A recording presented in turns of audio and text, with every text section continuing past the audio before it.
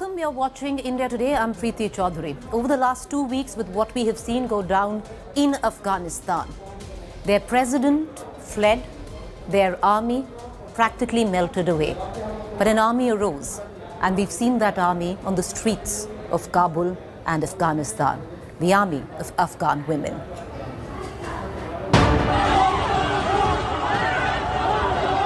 They shouldn't have given us uniforms if they did not want us to be an army. Ominous lines from a bestseller, now playing out on the streets of Afghanistan.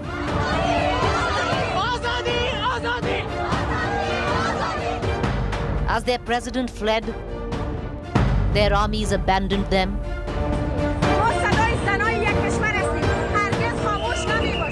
They rose as the army, an army of Afghan women, defending their land, defending their rights, sisters in arms against the terror reign of the Taliban,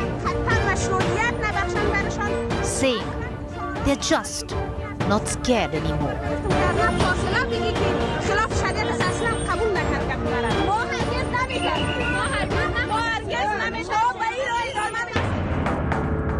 The last few days have been etched in Afghan history with breathtaking bravery by the Afghan women, literally facing death in the eye and not flinch. A catharsis of female dissent continues to flow through the streets of Afghanistan, where from a few to a group to now an army of women coming out in protest.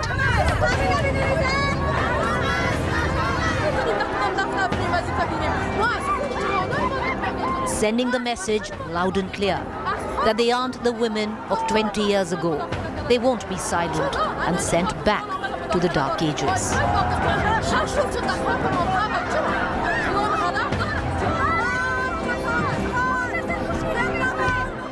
And their resistance will endure even when they face the bullet. This was recorded in one of the busiest squares of Kabul, just 2 days before Taliban formed its government. Taliban fighters opening fire to disperse the burgeoning crowds of women protesters.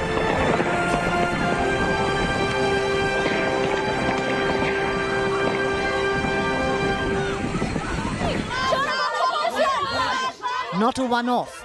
Kabul resounded with chants of Azadi and gunfire. In many places of Kabul, hours before the Taliban government was announced.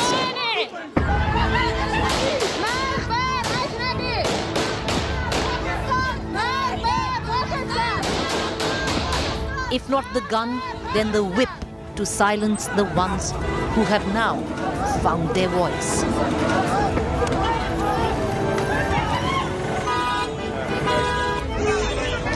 Protesting women faced caning, flogging, but there was only one cry: Azadi, Azadi.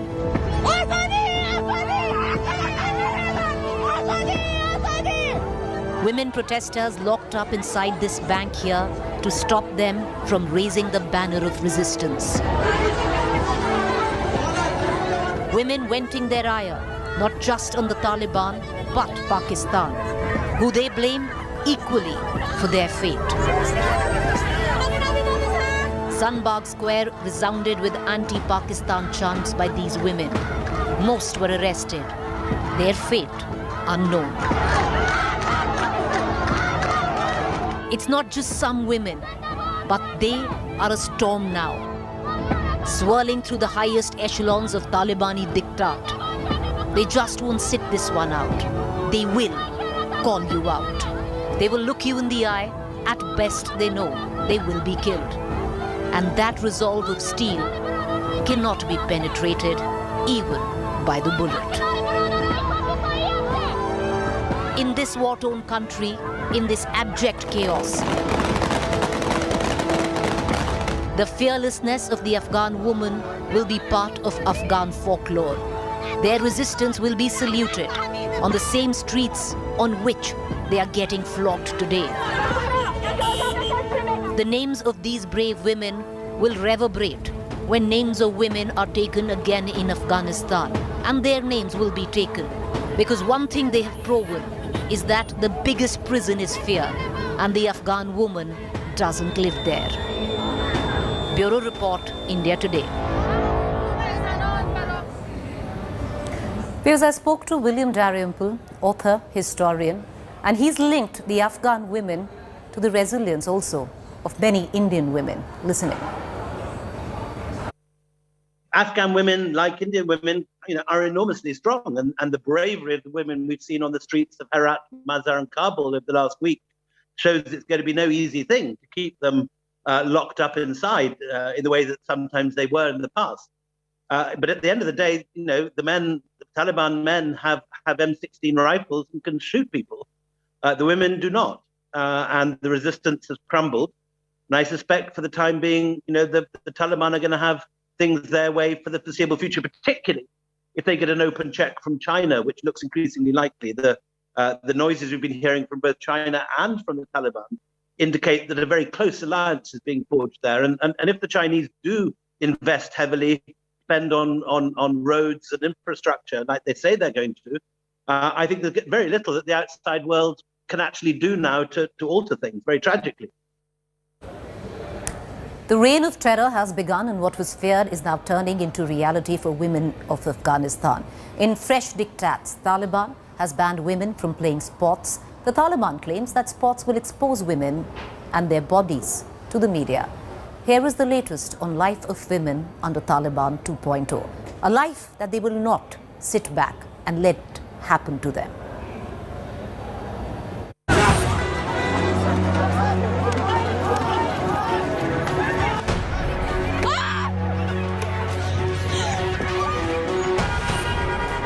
All fears of Afghan women comes true. Soon after the Taliban forms a government, brazen discrimination against women begins. Taliban has announced that women in Afghanistan will not be allowed to play sports. Yes, as rigid as it sounds, the Taliban has now made this their unfortunate reality.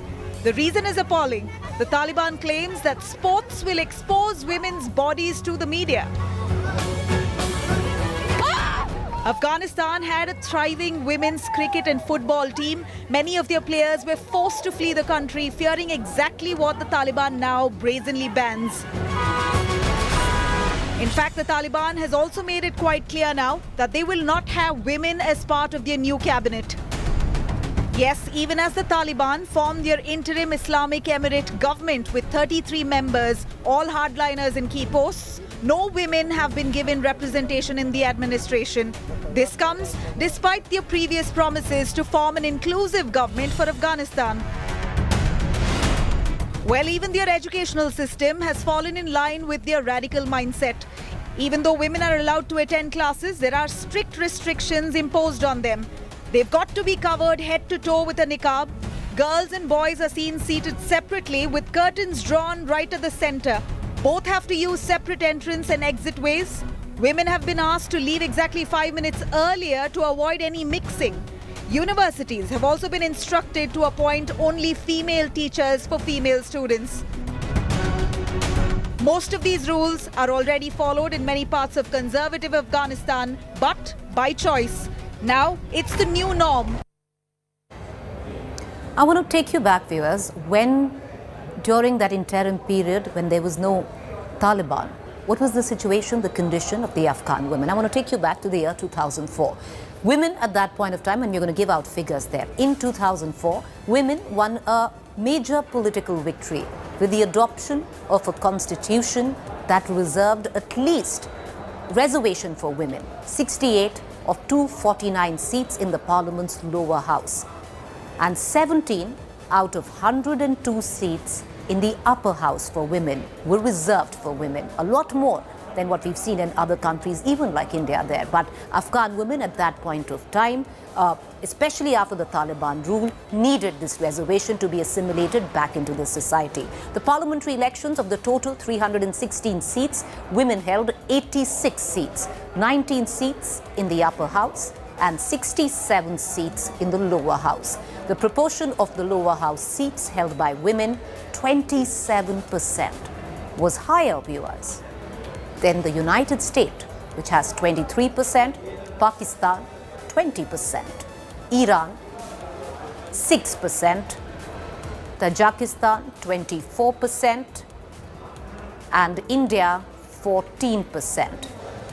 Now, in the 2018 parliamentary elections, the number of women candidates increased by 24% from 335 in 2005 to 415 candidates, the highest in the country's history.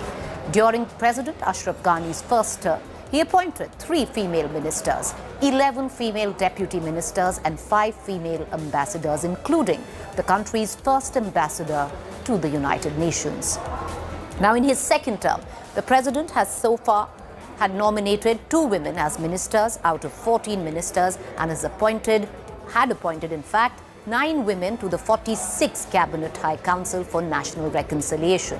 As of 2019, almost 50% of the 9,708 elected Community Development Council members were women.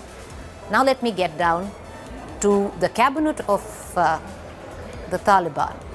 Well, it's stupid to say it, but no women, no representation. And they've given out a statement as well today which says that women should be home in terms of that they can't be included in the cabinet because they really don't have the kind of capacity to deal with that kind of decision making. It's a statement by Taliban 2.0. Welcome back. You're watching Cursed in Afghanistan. Women in the country are angry and they are voicing their opinion loud and clear. Let's listen in to some of the most violent voices protesting against the Taliban that we've heard over the last few days. बहुत danger है क्योंकि सारी लड़कियां वहाँ पे काम करते हैं.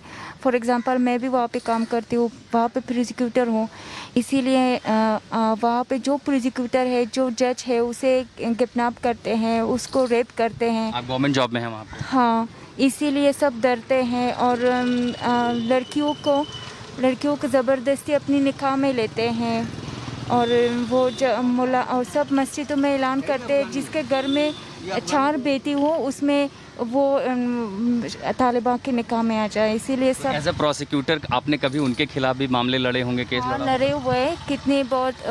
उसने मुझे कितने बार वो क्या धमकी दिया था. उसने मुझे बहुत केसों पे धमकी दिया था. इसीलिए मैं हम काबुल पे आए और यहाँ पे आए. आपका घर कहाँ पर है वहाँ पे? मज़ार शरीफ पे है. और कल रात ही तालिब वहाँ पहुँचा? कल तालिब पहुँचा है वहाँ पे और सब लड़कियाँ जो वहाँ पे काम करते हैं अभी पता नहीं कहाँ है, गुम है, अपनी जगह नहीं बताते क्योंकि वहाँ पे कुछ जासूस है, उसको ज़बरदस्ती लेके अपने निकाह में या उसको रेप करते. यही डेंजर है सबका. और कल रात से अफ़गानिस्तान का वो हालत जो लड़कियों पे है वो बहुत बुरा है. सब रो रहे हैं वहाँ पे. जैसे मैं यहाँ पे आ रही हूँ, ये सब वजह पाकिस्तान की वजह से है. पाकिस्तान क्यों ऐसा करते हैं पता नहीं. पाकिस्तान हमेशा हमें सुसाइड अटैक वहाँ पे करते हैं, लड़कियों को छेड़ते हैं. अभी तो हम एक न्यूज़ पे हमने देखा है स्कूल से पाकिस्तानी लोग लड़कियों को बेहोश करके अपनी कंट्री पे रहते हैं. तो यही बहुत बुरे हालत है. सब वजह ये पाकिستان की वजह से है. حداقل ما با حق و حقوق برابر با مردها میخواهیم یا امتیازی که قبلا داشتیم در حکومت اشرف غنی بنام میخواهیم در حکومت طالبانی هم حق و حقوق داشته باشیم و کرسیایی که اگر 100% نشد، اگر 80% نشد، حداقل 50% بر ما داده شود. آزادی ما پوشش ما نیست. ما قبلا هم بی‌حجاب نبودیم و با شریعت اسلام لباس می پوشیدیم و حضور پیدا می کردیم. آزادی ما تحصیل است، آزادی ما حضور در سیاست است، آزادی ما حضور در اقتصاد است. بتوانیم کار بکنیم، بتوانیم تحصیل بکنیم، بتوانیم پیشرفت بکنیم. حکومت امارات اسلامی اعلان کردن که میخوان که کابینه را اعلان بکنن و در کابینه ایشان به هیچ وجه هیچ زنی حضور نمی داشته باشه. وقتی که را گفته شد، خب طبعا مایی که تحصیل کردیم، مایی که آمدیم تعلیم کردیم، تحصیل کردیم، در اجتماع حضور داشتیم، مبارزه کردیم و خواستیم همیشه زن به حق خود برسه، مرد به حق خود برسه و بر ما جنسیت در اصل هیچ مهم نبود. بر ما مهم بود که هر کس در یک حکومتی را که هسته به حق خود برسه.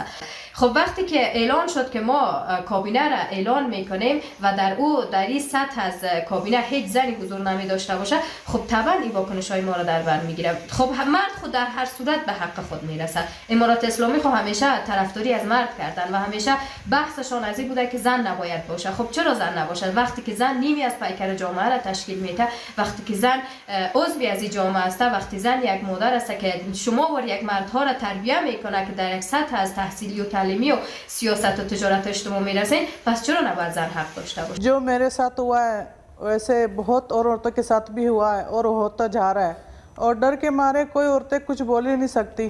وہ بس یہی بول رہے کہ ہاں طالبان اچھے، طالبان اچھے. پر طالبان نے تو اسلام کا نام ہی بدل دیا ہے، اور اسلام کے نام پہ لوگوں کو شرم آ رہی ہے کہ یہ کیسے اسلام ہے، یہ کیسے مذہب ہے کہ عورتوں کو ساتھ اتنا برا سلوک ہو رہا ہے. جو میں نے وہیں پر میں نے خود جب آنکھیں تھی دیکھا ہے، اور اب بھی ہو رہا ہے، ویسے ہی ہو رہا ہے عورتوں کے ساتھ. اور وہ عورتیں جو اپنا آواز بھی نہیں اٹھا سکتی. آج کل کی بات نہیں ہے، یہ کچھ 10 سال کی بات ہے. جیسے لیڈیز کے ساتھ ان کی آنے سے پہلے اور ان کے آنے کے بعد، یعنی ان کے نہ ہونے سے، ان کی آنے سے پہلے یہ، ان کے آنے کے بعد جو لائیو ویڈیو میرے پاس آیا ہے، لیڈیز پرچم اٹھا کے اپنا حق مانگ رہے تھے تو ان کو کھلے عام سڑک پہ ایسے ایک کھڑائی کر کے اس کو ڈال دیا ہے اور اس کو پتھر کے ساتھ مار دیا جاتا ہے. زندہ اس کو مار دیتے پتھر کے ساتھ. اس کو کہتے تمہیں آواز اوپر کرنے کا حق نہیں ہے. لیڈیز گھر کے لیے ہے اور لیڈیز گھر بیٹھ جائے. اور کہتے ہیں کہ جتنا لیڈیز، جتنا یہاں کی افغانستان کی عورتیں ہیں شریعت کو نہیں مانتے. اگر ہم شریعت کو نہیں مانتے، اگر ہم مسلم ہونے کے ناطے پہ کوئی اساسیت ہے ہمارا، تو ہم نے کیا کیا؟ کوئی یہی طالبان کے بیچ میں سے ایک تو بولے کہ کون سی قرآن کی، کون سی حدیث میں، کون سی آیت میں آیا ہے کہ لیڈیز کا ناک کاٹو، آنکھ نکال دو، کان کاٹو. جیسے یہ ایک زندہ جو ہم دیکھتے ہیں کہ ان کے ساتھ کیا ہوا ہے. میرے ساتھ جو کیا ہوا ہے، کچھ 5 سال پہلے میرے ساتھ بھی یہی جان لیوا ہو گیا. حالانکہ شکر ہے میرا فیس دوبارہ صحیح ہو گیا، میرا سر کا چوٹ جو لگی تھی وہ بھی صحیح ہو گیا. پر اب جو لیڈیز کے ساتھ ہو رہی ہے وہی 20 سال پہلے کی طرح ہو رہی ہے. اور خاص طور پر جیسے جرنلسٹ ہوتے، جیسے امریکن کنٹری کے ساتھ جو کام کرنے والے اور گورنمنٹ کا اور پچھلے نیتاؤں کے ساتھ جو کام کرنے والے، اس کا چاہے لیڈیز ہو چاہے جنس ہو، اس کا ہاتھ کاٹ دیا جاتا ہے اور پیڑ میں لٹکا دیا جاتا ہے. اور ان کو اونچی آواز میں بول دیا جاتا ہے کہ ریوالور کے ساتھ ہم لوگوں کے ساتھ تم انہی ہاتھوں کے ساتھ لڑتے تھے.